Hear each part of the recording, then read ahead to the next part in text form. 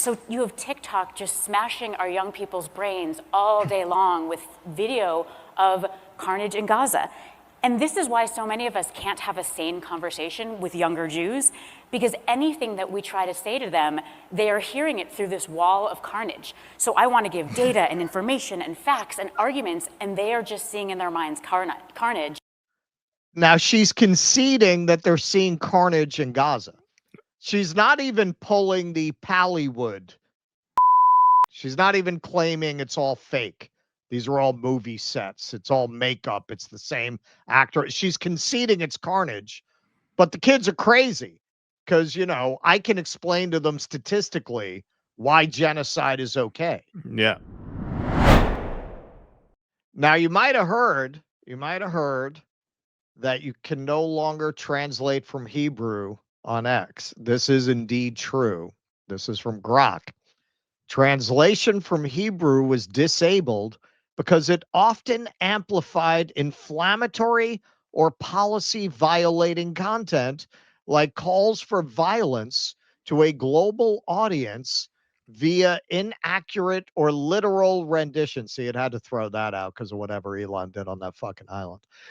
X prioritizes free speech for opinions, but limits features that exacerbate harm without suspending originals. No evidence supports targeting any group.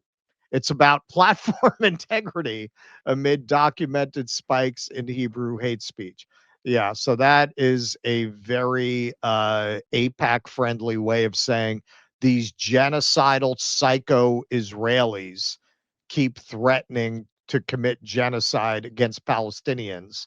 So we had to disable Hebrew so that people couldn't find out what these psychos are actually saying on the platform.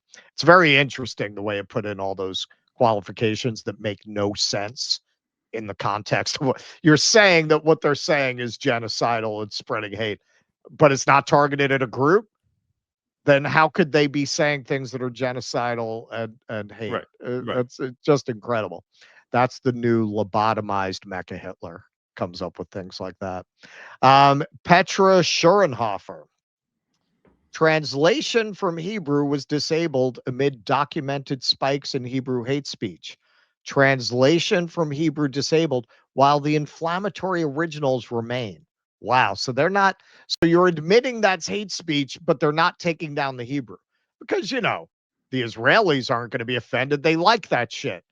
They like that. I thought it was the anti-Semites who were chanting genocidal things from the river to the sea and all that. Wow. Michael Rechtenwald, PhD. Now, what's the name of the PAC he runs? AZAPAC. It's a new anti-Zionist political action committee that he just formed, so they can like raise money for anti-Zionist candidates. It sounds great. We're gonna have him on our show next Tuesday. Yep.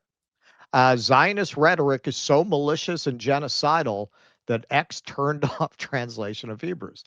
Now, Brianna Joy Gray here points out it's not enough to disable Hebrew to English translations. They're going to have to pull all video off this app to keep Zionists from incriminating themselves. So what is she quote tweeting here? This is from Chris Manahan. Former Obama speechwriter Sarah Hurwitz laments to Jewish Federation that people are finding content from Al Jazeera and Nick Fuentes on social media and seeing videos of the carnage in Gaza. Holocaust education has backfired in part as people see Palestinians as Jews victims, she adds. They think the lesson of the Holocaust is you fight the big, powerful people hurting weak people. The lesson they were supposed to get is that it gives Israel the right to commit genocide in perpetuity. That's not spin, man. That's not spin, as you will see. I think that since October 7th, but really before then, there have been huge shifts in America on how people think about Jews and Israel. And I think that is especially true of young people. So we are now wrestling with a new, I think, generational divide here. And I think that's particularly true in that social media is now our source of media. And this, you know, it used to be that the media you got in America was American media, and it was pretty mainstream. You know, it generally didn't express extreme anti-Israel views. You had to go to a pretty weird bookstore to find global media and fringe media. But today, we have social media, which is a global medium, right? It is shaped, its algorithms are shaped by billions of people worldwide who don't really love Jews. And so while in the 1990s, a young person probably wasn't going to find Al Jazeera or someone like Nick Fuentes, today those media outlets find them. They find them on their phones. It's also this increasingly post-literate media, less and less text, more and more videos. So you have TikTok just smashing our young people's brains all day long with video of carnage in Gaza. And this is why so many of us can't have a sane conversation with younger Jews, because anything that we try to say to them, they are hearing it through this wall of carnage. So I want to give data and information and facts and arguments, and they are just seeing in their minds carnage. Now she's conceding that they're seeing carnage in Gaza. She's not even pulling the Pallywood bullshit. She's not even claiming it's all fake. These are all movie sets. It's all makeup. It's the same actor. She's conceding it's carnage, but the kids are crazy because, I can explain to them statistically why genocide is okay. Yeah. Andrew, look at that freeze frame for the thumbnail. You got it. You had it right there. There you go. No, I just want to say before you start the video again, what those videos are called in journalism. Those are called sources. Those are called primary sources. You actually see the event that's happening. And what she's complaining about is that we don't get to bullshit people and gaslight them about what they're actually seeing. It's funny. This came up yesterday on our show. It's an inversion of the principle show, don't tell. That's what you're supposed to do when you're telling a story. You're supposed to show something, not tell it. In other words, it's always more powerful to actually see the thing happen than to hear someone explain it and rationalize it secondhand. And what she's saying is, isn't it annoying that people see this barbarism rather than hear about it from us? We're supposed to put in context what that means for them and tell them what to think about it. And we're not able to do that anymore because they're actually seeing it firsthand. Yeah, she's complaining that you no longer have Zionist-owned news outlets acting as intermediaries between the consumer and the raw reality of what Israel is actually doing. Right, exactly. And I sound obscene. And, I think, unfortunately, the very smart, bet that we made on Holocaust education to serve as anti-Semitism education, in this new media environment, I think that is beginning to break down a little bit. Because, Holocaust education is absolutely essential. But I think it may be confusing some of our young people about anti-Semitism because they learn about big, strong Nazis hurting weak, emaciated Jews. And they think, anti-Semitism is like anti-black racism, right? Powerful white people against powerless black people. Keep going. So when on TikTok all day long they see powerful Israelis hurting weak, skinny Palestinians, it's not surprising that they think, I know, the lesson of the Holocaust is you fight Israel. You fight the big, powerful people hurting the weak people. I mean, other people have said this, that this clip almost left them speechless. It really does. It's stunning because you want to see a study in how pickled a Zionist brain is in propaganda. This is somebody who worked for Obama. This is somebody who has education, who's presumably somewhat sophisticated in media and politics and communication, who is so brainwashed, so blinded by the propaganda that in all likelihood, if she's like, frankly, most Jews, she spent her whole life stewing in this propaganda that, yes, of course, Israel is right to do what it's doing. And the problem with people seeing the Holocaust is they didn't understand it as a story about Jews being oppressed.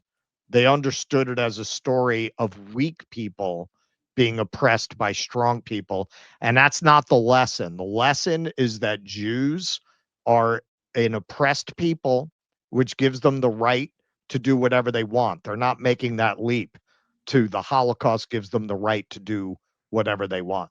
I mean, it's just amazing that she laid that out in that way. It's something that many critics of Zionism understand is the underlying Zionist philosophy, but they generally won't cop to it. She literally just cops to that underlying theme. Yes, the underlying theme that the lesson of the Holocaust is that Jews are special and chosen and can do no wrong. That is the Right. lesson she Yep. drew from the Right. Holocaust. That is what they want that lesson to be. And when the Jewish state Never commits again a for Holocaust, us. right? Never again for us, not for you, right? So I could say this. I guess I have some license to say this as a Jewish guy. Not that they will afford me any license. The Zionists are most ruthless against Jews like me Yes. who would say a thing like this.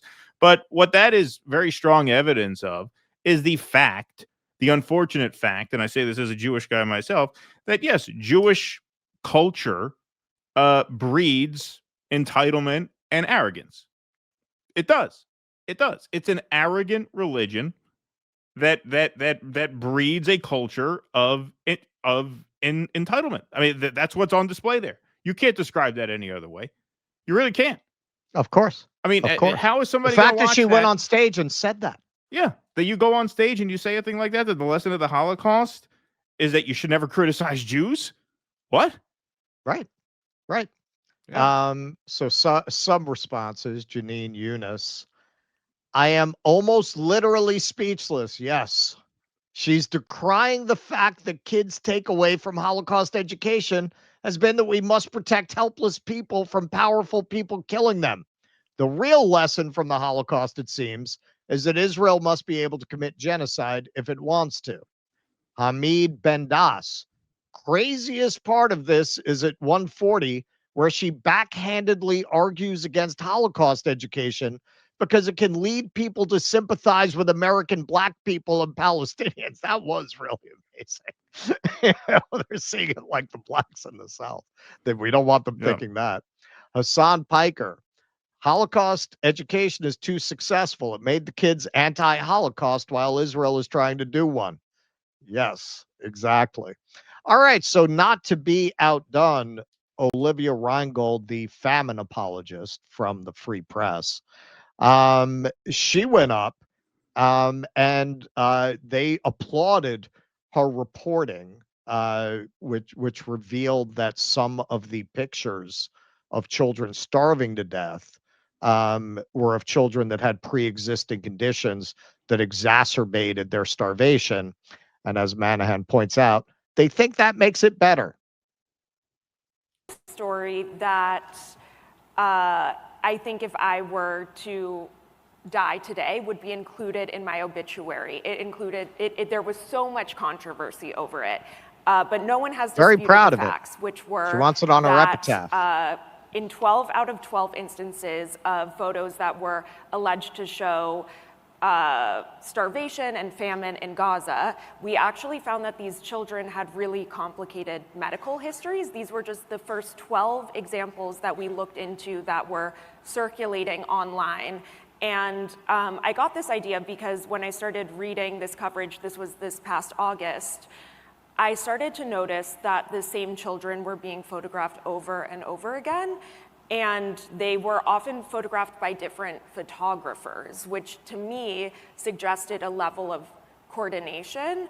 Obviously, Yeah, no, there's a children modeling are agency in incredibly Gaza sick for and often do need specialized food, but for emaciated it is a war children. zone, and so sometimes that specialized treatment can be incredibly sick and often do need specialized food, but it is a war zone, and so sometimes that specialized treatment can be hard to get a hold of. But so the children with medical conditions are being starved, but what are you going to do? What are you going to do? It's a war zone. And as we'll see, by specialized food, she must mean like food.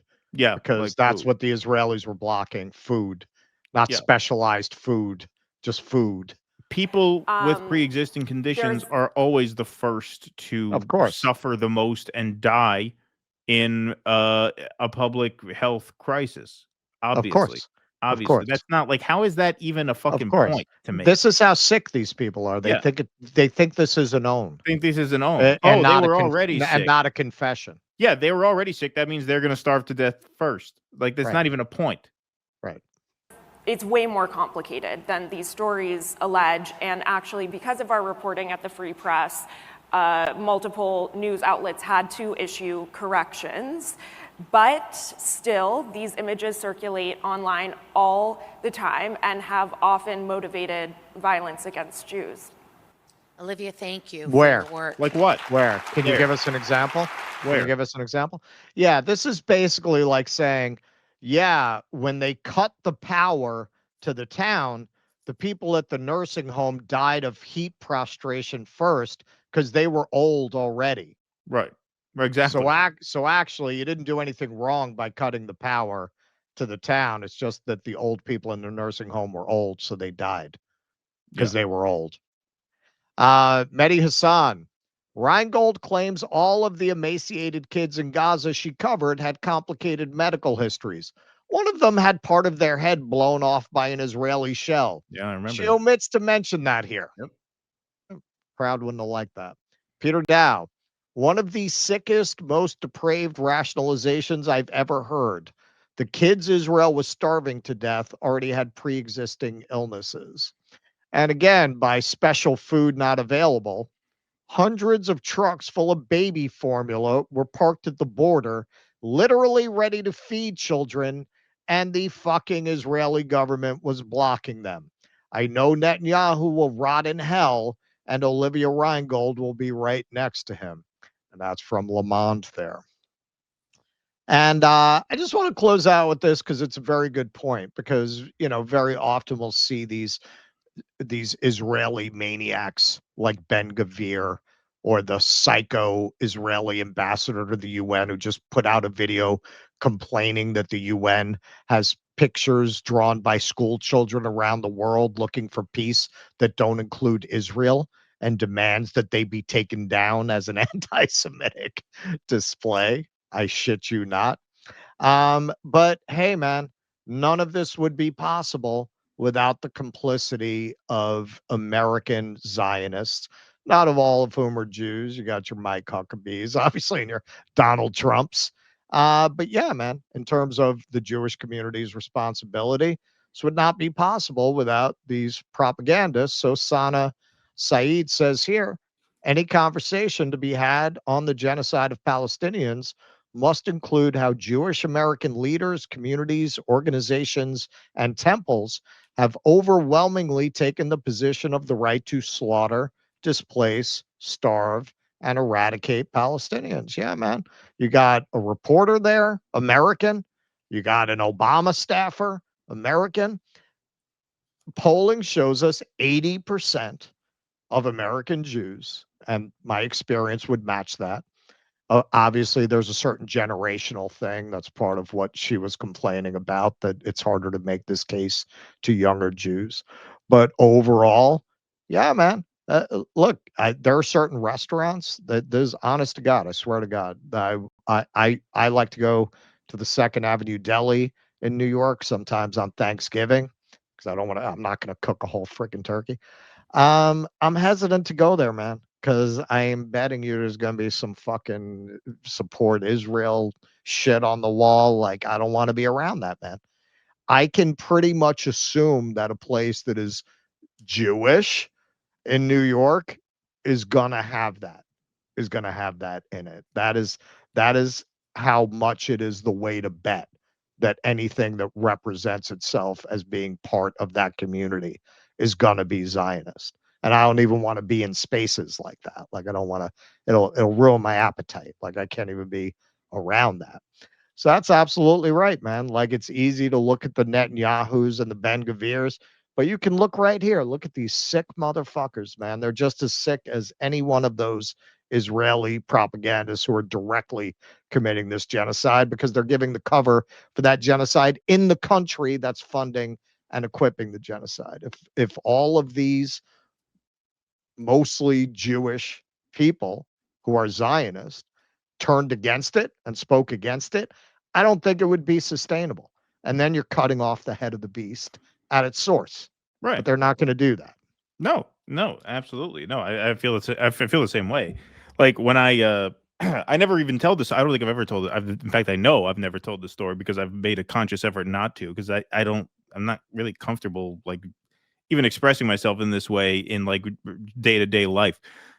Believe it or not, I don't talk politics very often outside of this show here, but my kids have a pediatrician's group that they belong to, so they don't have one doctor. It's a medical group, so they have a rotating, sort of roster of doctors, and one of them is a Palestinian doctor, and he wears a Free Palestine bracelet whenever he's working. And I've only seen him a couple times because it's a rotating roster of doctors. You don't get the same guy every time. And when he comes in, he examines the kid. Obviously, there's no politics talked about in the exam room. But on his way out, I make a point to say, "Hey, I love your bracelet. Rock on." He says, "Thank you." He leaves. And I'm not comfortable doing that. To me, that's like telling a black doctor, "By the way, I voted for Obama twice." I don't like, it's uncomfortable. It's Get Out, the Jewish edition. Yeah, it's the Jewish Get Out. You're sending him to the sunken place. It's the Jewish Get Out. Like I'm going to cut his brain out or something. Yeah. So I'm very uncomfortable doing that shit. I really don't like to. But in this case, I do feel obligated to, because he sees on the fucking form that my last name is Weiss, and I don't want him to think that I'm one of these genocidal sick fucks who's going to judge him for wearing the fucking bracelet. I don't want him to feel secure in wearing the bracelet at work, because I think it's great that he wears the bracelet. The point of that is it's something that Jews have to live down. We do. We have to live it down. And that's not I don't talk about this to redeem Judaism. The opposite. The culture has become completely toxic. That's how you get people like this going on a stage and saying shit like that. Yeah. I mean, look, in hindsight, they were always Zionist. And frankly, it was easier to ignore that and focus on the stuff that I think American Jews, and particularly New York Jews, identify as Judaism, which is basically shtetl humor and a certain gallows humor. I mean, we look more to the Marx Brothers as our cultural inheritance than Ben Gurion, and this just made it impossible to look at it that way. And like I said, man, for those of us, I will include myself, who didn't pay that much attention to it. It's not that it wasn't there. It's just that we weren't looking, and it was easy not to look. It was easy to look at the parts of the culture that we identified with and not look at a lot of what was going on under the surface. Right. Exactly. Come see me on tour in Pottstown, Pennsylvania, Waikiki, Hawaii, and the Comedy Store in Los Angeles. Go to jimmydore.com for a link for tickets.